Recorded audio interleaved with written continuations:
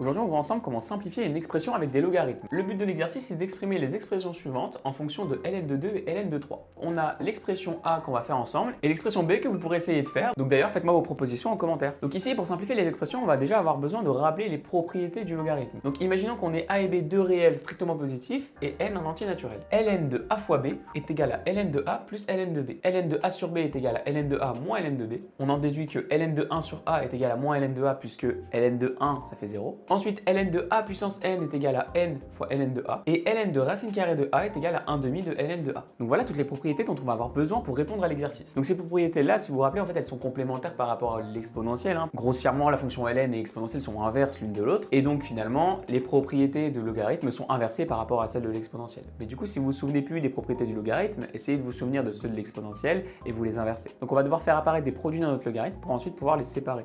Donc je te montre ici comment on peut faire. Donc par exemple, ln de 12. 12, on sait que c'est 4 fois 3.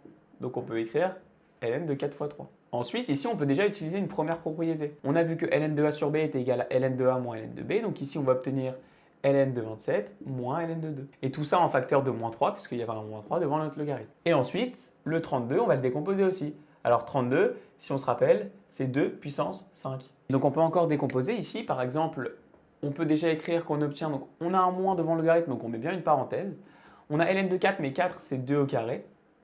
Ensuite on a plus ln de 3 puisqu'on avait un produit ici. Ensuite on peut développer ici le moins 3 avec les logarithmes. Donc on a 27 et 27 c'est 3 exposant 3. On n'oublie pas de développer avec aussi le logarithme de 2. Et ici on a 5 ln de 2 puissance 5. On a vu que ln de a puissance n c'était égal à n fois ln de a.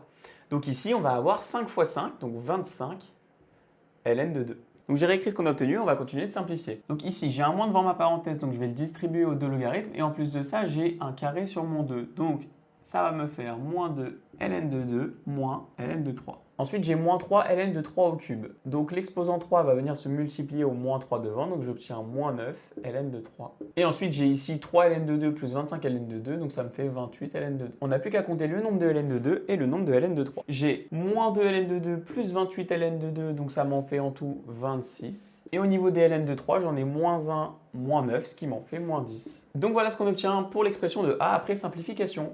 26 ln de 2 moins 10 ln de 3. Donc voilà pour la méthode, maintenant je te laisse essayer de faire le B et me donner la réponse en commentaire.